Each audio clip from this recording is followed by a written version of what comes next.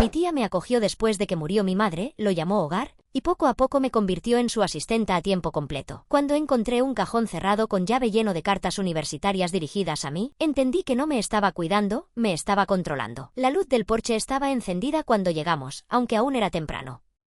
Parecía que alguien se había olvidado de apagarla, como si la casa intentara parecer más cálida de lo que realmente era. Tenía una caja de zapatos en el regazo, cerrada con cinta adhesiva, llena de las últimas cosas que aún olían a mi madre. No la solté ni siquiera cuando la tía Carmen abrió la puerta del coche y dijo: «Ahí está mi niña». Me abrazó, rápido, educado, y luego tomó una de las bolsas y entró sin esperarme. Yo la seguí. No dije ni una palabra. Por dentro, todo estaba limpio. No acogedor limpio. Más bien catálogo limpio. Cojines florales. Ambientadores enchufados. Un cuenco de cristal lleno de caramelos de menta que nadie comía. Me mostró la habitación de invitados y dijo: «Esta es tuya ahora». Había sábanas dobladas y una lámpara pequeña con forma de conejito. El papel de pared tenía enredaderas amarillas, del tipo que intentan demasiado parecer alegres. Durante la cena, rezó como si estuviera audicionando para una obra de teatro. Yo masticaba despacio, con la mirada clavada en el plato. Me preguntó si quería ketchup. Negué con la cabeza. Ella asintió, como si eso significara algo. A la mañana siguiente, había cereales en un cuenco azul. Plátano en rodajas encima. Servilleta doblada.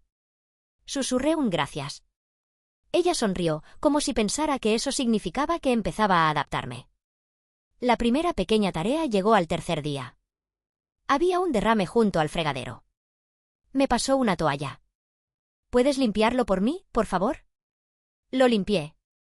Ella dijo: «Perfecto», y me regaló una sonrisa como si hubiera pasado un examen que no sabía qué estaba haciendo. Al quinto día, me pidió que doblara las toallas del armario del pasillo. «Solo si te aburres», añadió, y luego dijo: «Te puede gustar tener las manos ocupadas». No discutí. Solo asentí. Al final de la semana, ya estaba organizando la despensa, etiquetando tarros, limpiando los rodapiés. Ella lo llamaba ayudar. Yo lo llamaba mantenerme invisible. Por las noches, me acostaba mirando al techo, intentando no llorar porque sabía que ella me oiría. Las paredes eran finas. Su cuarto estaba justo al otro lado del pasillo. Empecé a echar de menos cosas que no tenían mucho sentido. El olor del coche de mi madre, el sonido de sus dedos tamborileando en el volante cuando había semáforos en rojo. Como solía tararear en voz baja mientras doblaba la ropa. Ese murmullo casi cantado que hacía que toda la casa se sintiera llena. Carmen no tarareaba. Usaba tacones dentro de casa y ponía la tele con volumen bajo mientras limpiaba. Decía que lo estaba haciendo muy bien. Me llamaba Dulce. Pero algo en sus ojos miraba más allá de mí cuando lo decía. Como si no fuera Clara. Solo alguien más dentro de su rutina. Y dentro de mí, en silencio, algo ya lo sabía. Eso no era amabilidad. Era adiestramiento. A los 12 ya había aprendido a llevar cuentas en mi cabeza. No eran secretos, exactamente. Solo registros. Categorías. Toallas, dobladas. Platos, lavados, apilados, guardados. Ropa, la suya, la mía, sábanas los martes. Planchado, casi siempre blusas. Siempre suyas. Al principio, aún parecía que era solo una ayuda. Me decía que todo se calmaría. Que cuando el colegio se pusiera más difícil, o ella estuviera más ocupada, o alguien, una profesora, una vecina, cualquiera, se diera cuenta, la lista se reduciría. No lo hizo. Creció. Poco a poco. Como enredaderas. Ella decía cosas como: «Ya tienes edad». O «Yo también tenía tareas a tu edad». O, cuando dudaba, «Aquí todos aportamos». Eso es lo que hace la familia. Y la forma en que lo decía, parecía que había fallado otro examen que no sabía qué estaba haciendo. A veces añadía: «Eres tan buena chica, Clara». Eso sonaba a halago, pero se sentía como una correa. En el colegio dejé de invitar a nadie a casa. Era más fácil. Cuando preguntaban por qué vivía con mi tía, solo decía: «Cosas de familia». Por ahora. Vago era seguro. Aprendí a sonreír bien. A asentir. A evitar la verdad sin mentir del todo. ¿Por qué? ¿Qué iba a decir? ¿Que la mujer que me compró zapatos para el colegio también me entregó una escoba como si fuera un regalo? ¿Que no podía ir a la fiesta de cumpleaños de Marta porque hay mucha colada pendiente y tú vives aquí sin pagar alquiler? Sin pagar alquiler. Esa frase se me quedó pegada. Al principio no la entendí del todo. No iba de dinero. Era una advertencia silenciosa. Un recordatorio sutil de que mi sitio en esa casa había que ganárselo. Que mi seguridad venía con condiciones. Aún tenía mi caja de zapatos. Escondida bajo la cama. A veces, por la noche, la sacaba y la abría solo lo justo para oler el aroma de lavanda ya desvanecido. Solo para recordar que alguna vez tuve un hogar sin facturas emocionales adjuntas. Carmen empezó a dejar listas. Pequeñas. Post-its en la nevera. A veces páginas enteras sobre la encimera. No olvides los platos. El espejo del baño tiene marcas. Faltan toallas en la habitación de invitados. Empezó a llamarlas recordatorios. Pero yo ya lo recordaba todo. Recordaba más de lo que debía. Y lo peor no eran las tareas. Ni siquiera el tono. Era la parte de mí que había empezado a creer que tenía razón. Que debía estar agradecida. Que pedir ayuda venía con factura. Que callarse era más fácil que explicar por qué nada de eso se sentía justo. Seguía marcando cosas en mi mente. Limpia. Ordenada. Útil. Obediente. Buena chica. Y debajo de todo eso, en silencio, había empezado otra lista.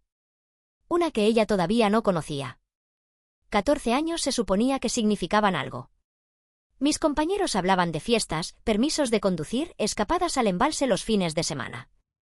Pasaban los móviles en clase, enseñándose fotos de pijamadas y selfies en grupo con coleteros iguales. Yo, decía, quizás la próxima vez. Siempre tenía una excusa.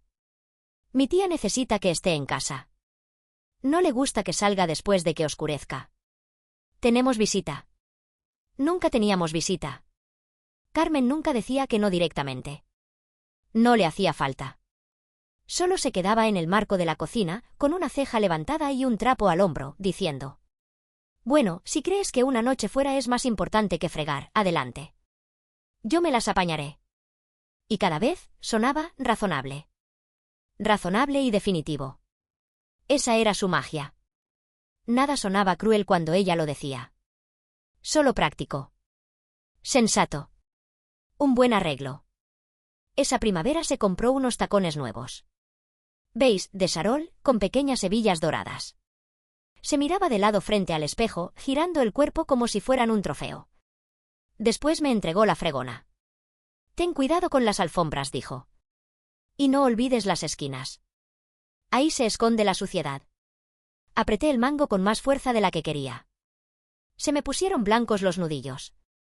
No dije nada, nunca decía nada, pero algo dentro de mí se encendió. Como un nervio que no había terminado de formarse hasta ese instante. La semana anterior me había perdido una pijamada. Marta me había escrito. ¿Todo bien? Miré la pantalla. Escribí. Mi tía necesitaba ayuda en casa. Luego lo borré. Escribí. Sí, estoy bien. Pero no lo envié. Me repetía que el trato tenía sentido. Un techo, comida, ropa. A cambio, tareas. Responsabilidades. Así lo llamaba ella. La responsabilidad forja el carácter. Pero la responsabilidad no debería cobrarse a los 14 años, con una fregona en la mano, mientras tus compañeros iban en bici a por granizados después del instituto. Antes me encantaban los sábados. Ahora eran días de limpieza. Frotar, doblar, desinfectar. Carmen recorría la casa después como inspectora. Asentía si algo estaba bien. Marcaba lo que había quedado mal. Una vez dijo: da gracias que no te haga repetirlo. A mi edad, me habrían castigado. ¿Castigada de qué? Quise preguntarlo. Pero no lo hice.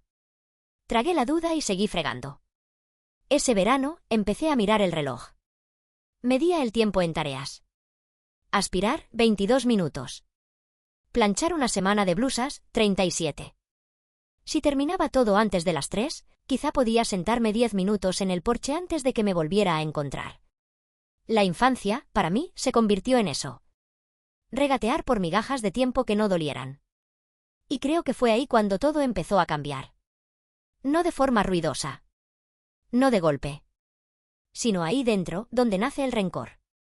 Donde se hacen promesas que nadie más oye. Ese trimestre saqué sobresalientes. En todas las materias. Incluso en álgebra 2, que odiaba.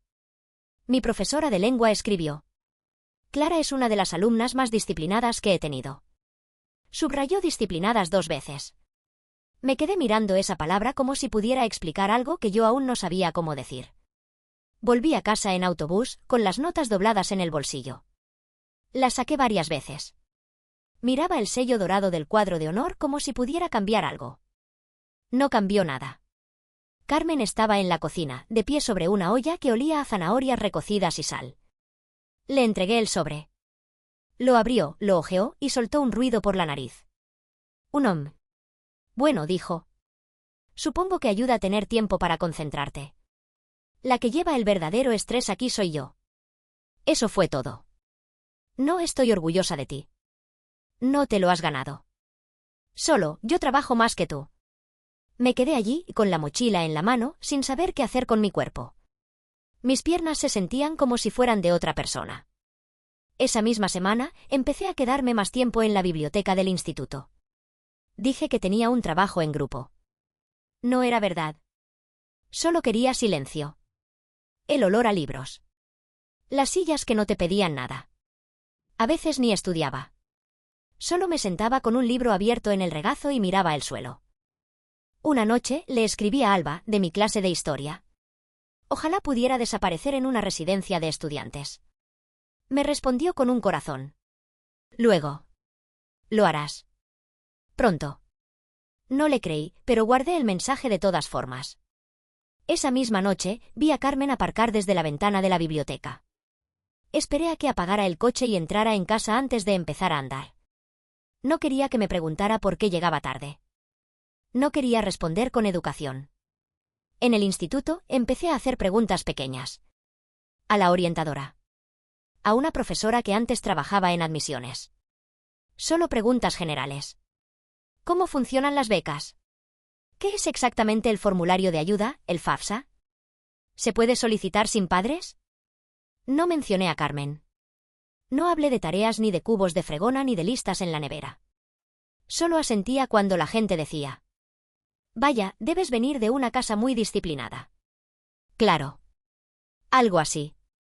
A veces, cuando ella ya dormía, me quedaba despierta imaginando mi propia habitación. No esta, no la de las sábanas duras ni la lámpara de conejito. Sino una de verdad. Con tazas desportilladas. Una llave que no tuviera que pedir.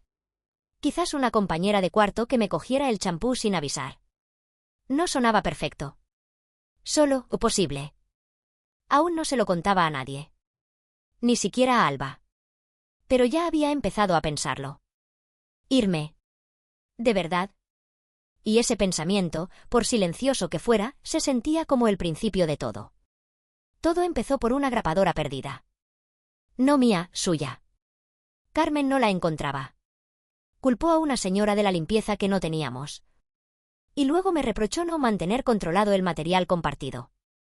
Asentí, como siempre. Dije que buscaría. Y así fue como acabé en el escritorio del pasillo. Los cajones de arriba, pilas, bolígrafos, tarjetas de cumpleaños sin escribir. El cajón inferior izquierdo, papeles de Hacienda. El derecho, cerrado con llave. Ya lo había visto así antes. Siempre supuse que guardaba cosas del banco. Nada importante. Pero esa vez me quedé mirando la cerradura más de lo habitual. Y algo en mí susurró: revisa. Carmen estaba fuera, en la peluquería. Tenía, con suerte, 2 horas. Busqué en el baño unas tijeras pequeñas de manicura. Metí una hoja con cuidado en la ranura. Primero suave. Luego más fuerte. No sé cómo lo logré. Quizás el cajón quería abrirse. Quizás ya estaba cansado de guardar secretos. Hizo clic. Y tiré. Dentro. Un pequeño montón de cartas sin abrir. No propaganda. No facturas. Cartas dirigidas a mí. Folletos de universidades, 4 o 5. Una tarjeta manuscrita de la profesora Sanz, mi antigua profe de ciencias. Un sobre de cumpleaños con matasellos de Zaragoza. El nombre del remitente me apretó el estómago. Laura Morales. La mejor amiga de mi madre. Todas tenían más de un año. Al fondo del cajón. Un formulario de ayuda estudiantil. En blanco. Impecable. Jamás rellenado. Me dejé caer al suelo. El cajón aún abierto sobre mí, las cartas en el regazo, como pruebas. Me empezaron a temblar las manos. Un poco. No las había perdido. No se habían traspapelado.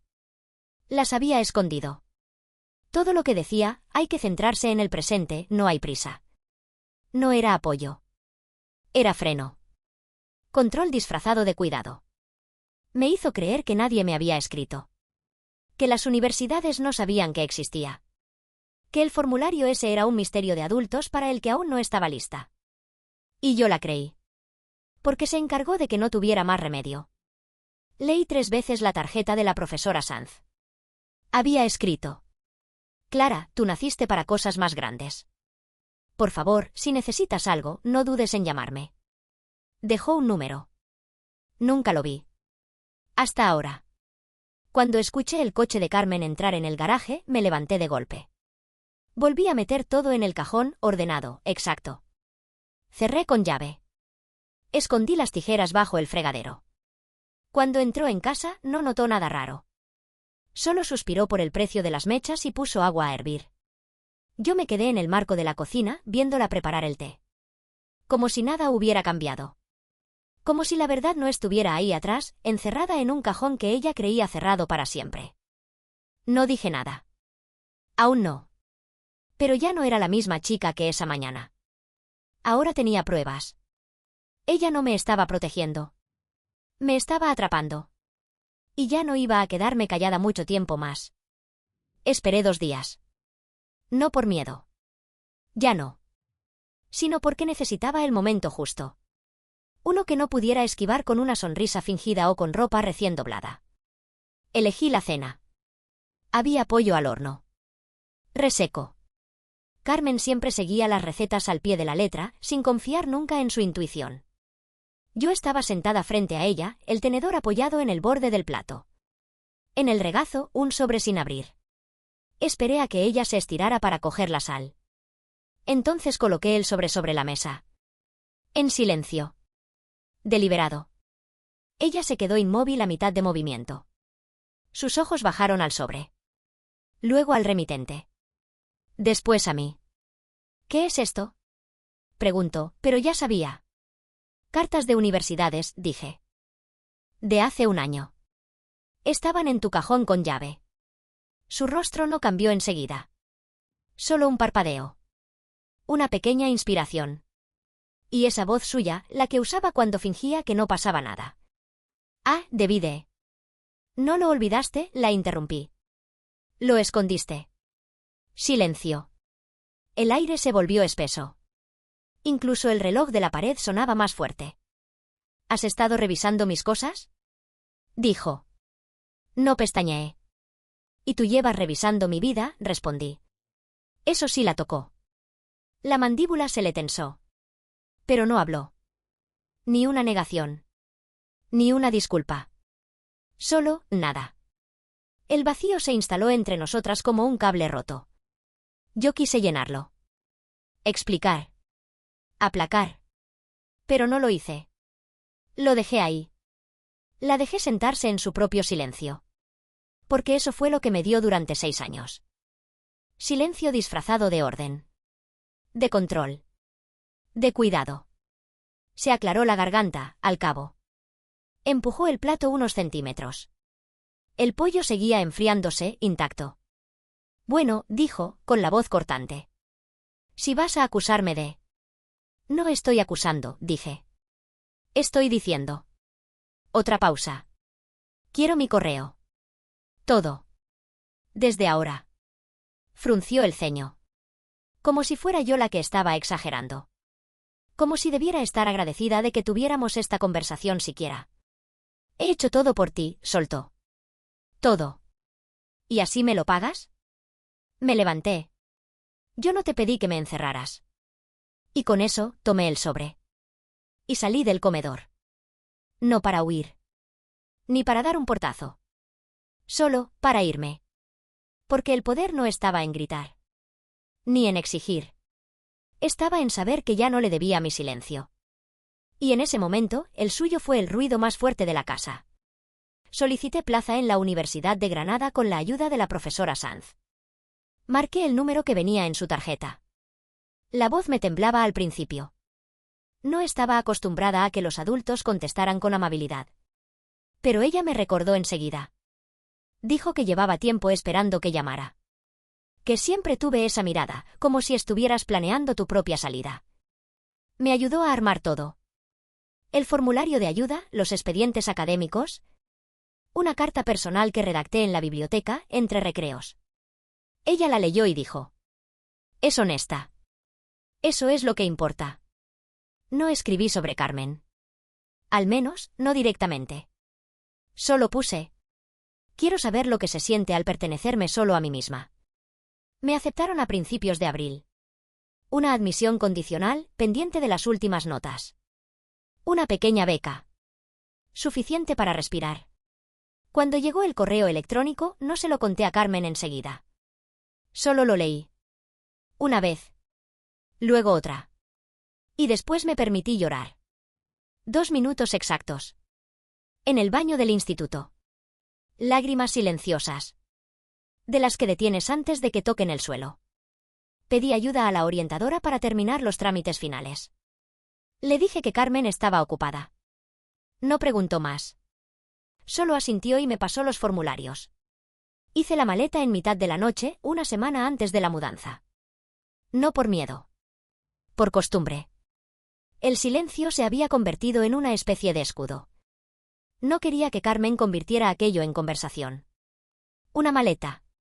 Una caja con libros. Una foto de mi madre, enmarcada. Eso era todo. Sin adornos. Sin recuerdos que tuviera que explicar. No dejé ninguna nota. No le debía eso. Cuando se despertara, yo ya no estaría. Desayuné por última vez en la encimera de la cocina. Solo una tostada. El pan crujía, la mantequilla se derretía lento. El vaso de agua estaba frío, casi helado. Carmen entró a mitad del desayuno. Con rulos en el pelo, medio dormida. Parpadeó, como si la luz la hubiera sorprendido. Se detuvo. «¿Qué haces?» Tomé un sorbo de agua.